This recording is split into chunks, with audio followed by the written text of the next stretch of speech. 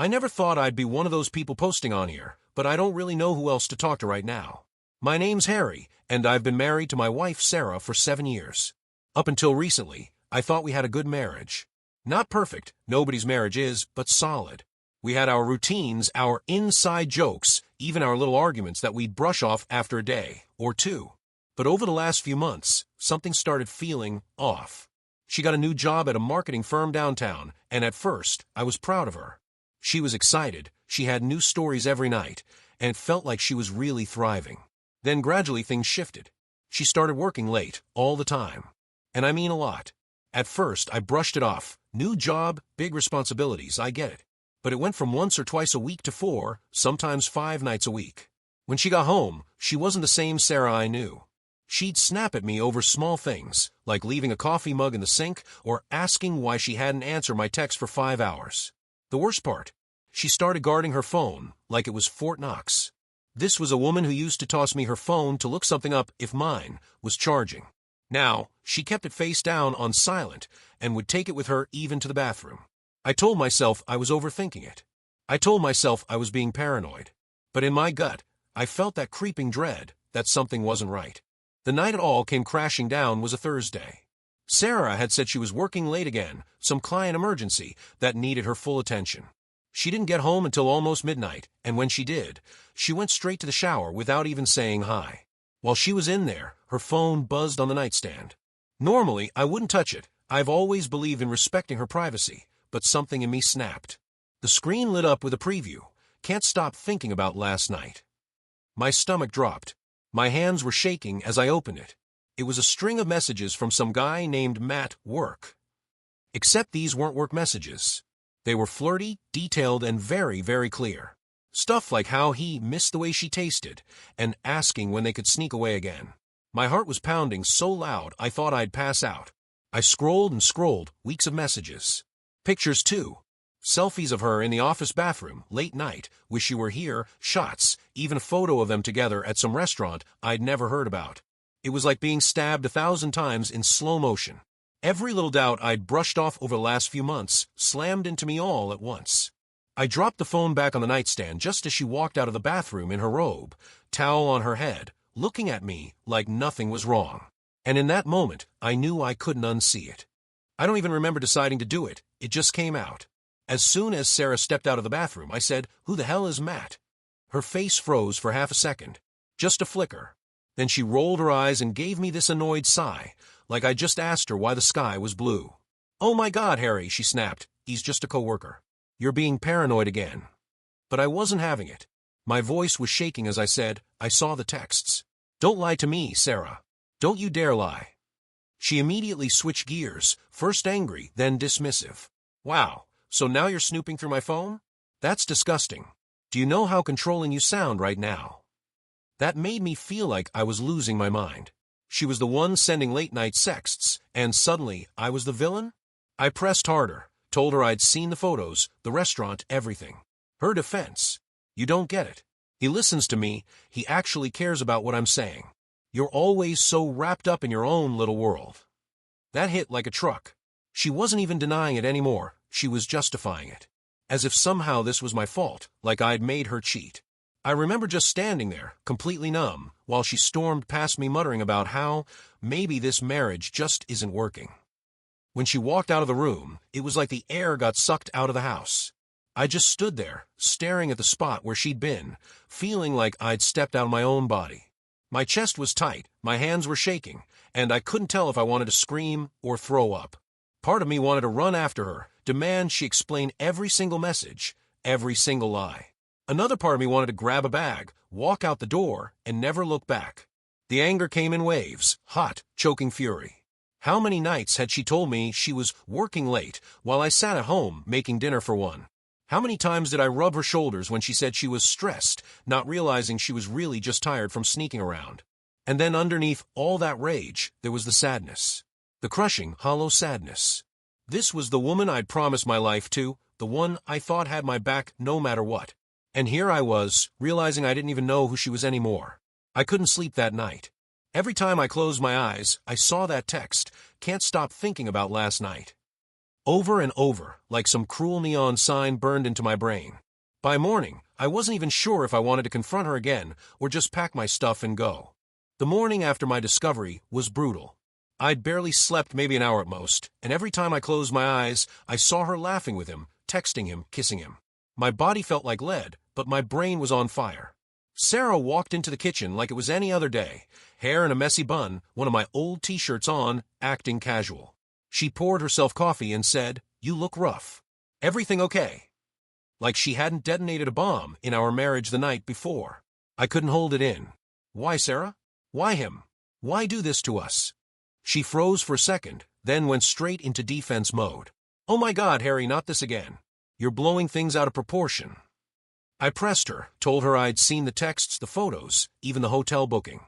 That's when she snapped, slamming her mug on the counter, so hard some coffee splashed onto the tiles. "You went through my stuff again. Do you have any idea how psycho you sound?" It was surreal. Instead of remorse, she turned it around on me, like I was the problem. I told her she was gaslighting me, and she laughed in my face. "Please. You've been so boring lately. Matt's fun, he listens, he actually makes me feel alive. You just exist." That cut deeper than the texts. She wasn't even trying to deny it now, she was blaming me. Then came the whiplash. She softened her tone, grabbed my hand, and said, "Look, it's not what you think. It's just attention. Flirting. I never meant to hurt you. He means nothing, Harry." But I could still hear her earlier words echoing in my head, how Matt made her feel alive, how I just existed. Which version was the truth? The bitchy, cruel one who lashed out, or the liar trying to patch things over with half-hearted excuses? And just when I thought the morning couldn't get worse, her phone buzzed again on the counter. She lunged for it like it was a grenade about to go off. That told me everything I needed to know. I remember standing there, shaking, my throat burning, thinking, this isn't a marriage anymore. It's a circus, and I'm the clown. The hours after that kitchen showdown felt like I was trapped in some twisted play where Sarah had the script and I was just stumbling through scenes I didn't agree to. That afternoon, she came into the living room while I was sitting on the couch, staring blankly at the TV that wasn't even on. She dropped next to me with this annoyed sigh and said, "We need to talk, but you need to stop acting crazy first." Crazy. That was her word for me finding undeniable proof that she was sneaking around. She leaned in, voice all smooth. "Harry, you're making things up in your head. Those texts, they weren't serious. That hotel, it's for a work event, I told you that." I snapped back, "So a work event comes with a winky face and guy telling you he can't stop thinking about last night?" Her eyes narrowed. Then she laughed, like I was some clueless idiot. "Men are flirty, it doesn't mean anything. God, you really don't understand how the world works, do you?" That's when it hit me. She wasn't just lying. She was trying to rewrite reality. Gaslighting, plain and simple. She wanted me to question what I'd seen with my own eyes. And then just as I was about to explode, my phone buzzed. It was a text from a mutual friend. "Hey man, just wanted to check in. Everything okay with you and Sarah? Saw her downtown last night with some guy, looked kinda cozy." My stomach dropped. She'd sworn she was at work late the night before. I turned the screen toward her and asked, "Care to explain this?" Her face went pale for half a second, then she rolled her eyes and muttered, "Wow, people really need to mind their own business. We were just getting drinks after work. Stop being so insecure." Insecure. That's the word she used while I held evidence in my hand from someone who had no reason to lie. At that point, it wasn't just about betrayal, it was about survival. My sanity felt like it was dangling by a thread, and she was standing there with scissors, snipping away piece by piece with every lie. But deep down, another feeling started bubbling up through the anger and hurt, clarity. A quiet, cold realization. She wasn't going to stop lying, no matter what I caught her in. By Friday evening, I was holding everything inside like a boiling pot. All week, Sarah had alternated between snapping at me, lying straight to my face, and pretending nothing was wrong. It was unbearable. That night, she came downstairs in this tight black dress I hadn't seen her wear in years. Heels, makeup, the whole thing. I asked where she was going, and she tossed back, out with friends. "Don't wait up." Something in me snapped. I blocked the door with my arm and said, "Stop. Tell me the truth. You're going to meet him, aren't you?" Her eyes flashed with irritation, not guilt. "Jesus, Harry, you're pathetic. Do you really think I'd waste my time lying to you about a stupid drink?" I told her I'd seen the hotel reservation. I told her our friend had seen her with Matt. I told her I knew she wasn't working late every night. And that's when she lost it. She dropped the sweet girl act and unleashed something vicious. You know what? Maybe I am meeting him. Maybe I do like him better than you. At least he doesn't mope around the house like some sad little puppy. You used to be interesting, Harry. Now you're just there. Her words hit harder than any punch could. I felt my face burning, my chest caving in. I shouted back. I don't even remember half of what I said, just raw anger pouring out. That I'd given her everything, that I'd trusted her, that she was spitting on our vows. She rolled her eyes, called me dramatic, and tried to push past me. When I didn't move, she leaned in close and hissed, maybe if you'd been half the man he is, I wouldn't have needed someone else. That was it. That sentence carved itself into my brain like acid. I stepped aside, and she stormed out, slamming the door so hard the frame shook. I just stood there in the hallway, shaking, the sound of her heels clicking down the driveway, echoing in my skull. Hours later, around 3 a.m., she stumbled back and smelling like cheap wine and perfume that wasn't hers. She didn't even look at me, just kicked off her shoes, muttered something under her breath, and collapsed into bed. I lay awake next to her, staring at the ceiling, realizing the woman I married wasn't in that room anymore. Maybe she hadn't been for a long time. The next few days were worse than the screaming. Silence filled the house like poison. She barely spoke to me, except for curt replies like, "Pass the salt," or "Don't forget the trash." I couldn't eat. I couldn't focus at work. Every time I tried to distract myself, her words replayed, "Maybe if you'd been half the man he is." At night, I lay awake listening to her laugh on the phone in the other room, her voice soft in ways it hadn't been with me for months. I didn't even need to check who it was. I knew. The quiet killed me more than the fighting. It felt like she'd already moved on, like I was just some roommate she happened to tolerate until she figured out her next step. And the worst part, a part of me still hoped she'd come back, apologize, and mean it.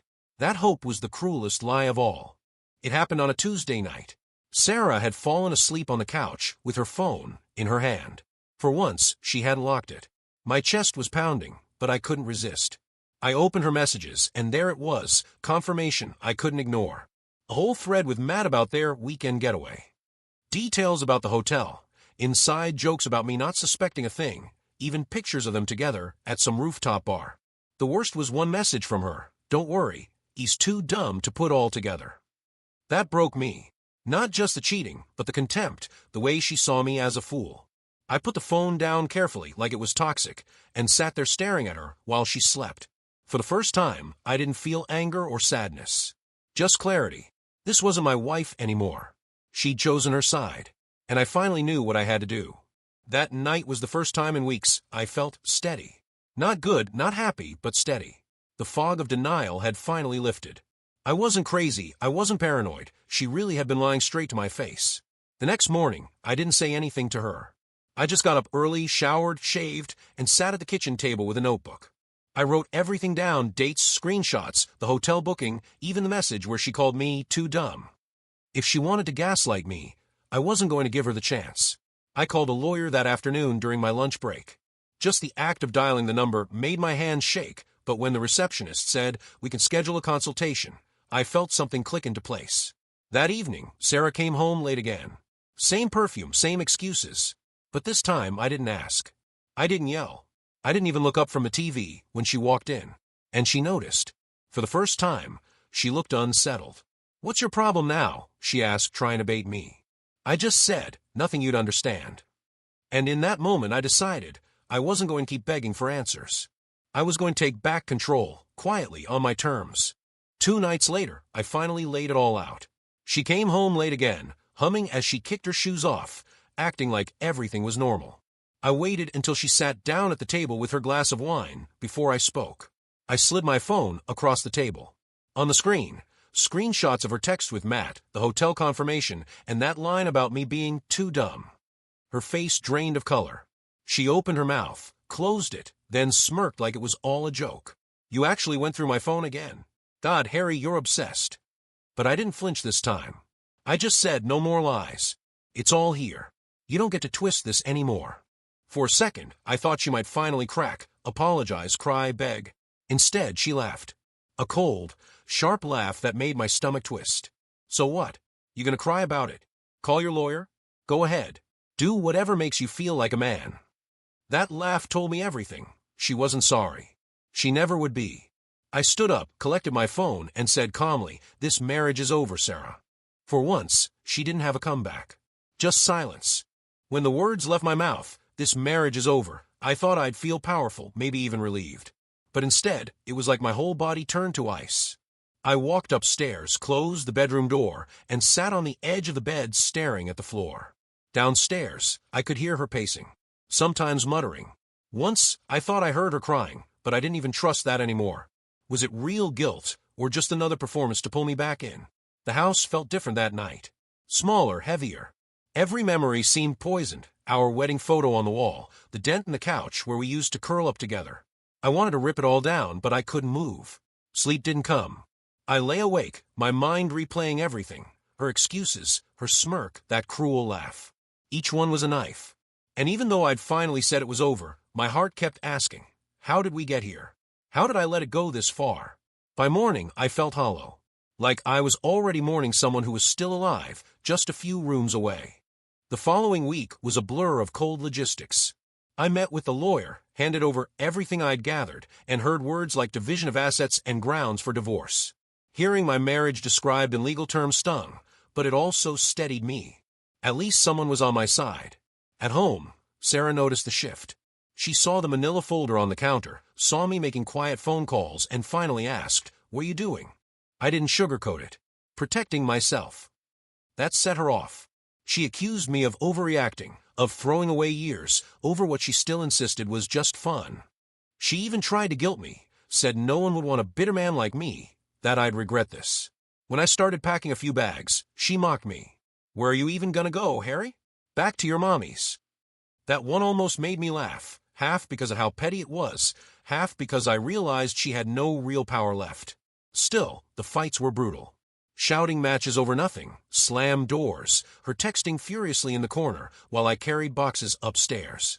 Every little step toward separation felt like tearing off another layer of skin. But with each bag I zipped, I felt lighter. I wasn't her doormat anymore.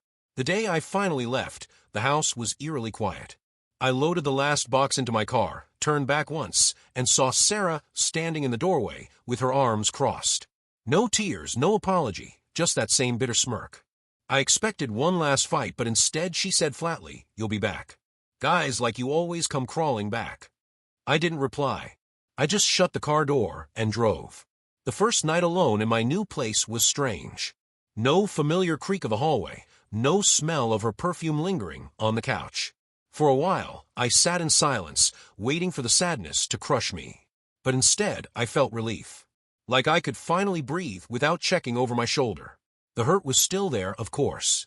The betrayal, the cruel words, the lies, they didn't vanish. But they stopped controlling me. I realized I'd been living in her chaos for months, maybe years, and now I had space to just be myself again. Acceptance came quietly, not in a big aha moment, but in the simple act of unpacking my own life, my clothes, my books, my coffee mug, without her shadow hanging over it. Looking back now, I can't believe how long I let myself live in denial. I saw the signs, her late nights, the guarded phone, the sudden coldness, but I kept telling myself it was stress, work, anything but what it really was. I wanted so badly to believe in the woman I married that I ignored the one she'd become. Catching her wasn't the hardest part. The hardest part was facing the truth. She wasn't sorry, she wasn't going to change, and she didn't respect me. Once I swallowed that, the path forward, painful as it was, became clear. If you're reading this and you're in a similar spot, here's my advice. Trust your gut. If something feels wrong, it usually is. Document everything. Don't let lies twist your memory. Get the proof. Don't beg for love. If they can betray you, they've already decided who they are. Take back control.